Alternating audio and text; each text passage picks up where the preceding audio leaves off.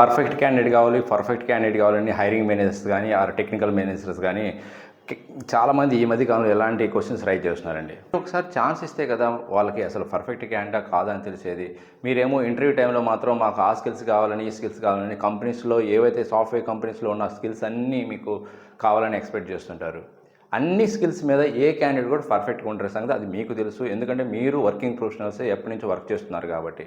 So క్యాండిడేట్ని first మీరు ఇతను క్విక్గా నేర్చుకుంటున్నారో లేదో మీరు ఇంటర్వ్యూ టైంలో మీరు ఐడెంటిఫై చేయండి. అండ్ కొన్ని టాస్క్ ఏవైతే మీరు మాకు ఈ క్యాండిడేట్ పర్ఫెక్ట్గా సెట్ అవుతారో లేదో అని తెలుసుకోవడానికి కొన్ని క్వశ్చన్స్ అడగండి. ఒక ఏరియా తీసుకోండి, ఒక స్కిల్స్ తీసుకోండి, పర్టికులర్ టాపిక్ తీసుకొని అడిగి క్యాండిడేట్కి ఒక ఛాన్స్ ఇస్తే అప్పుడు కదా తెలుస్తుంది.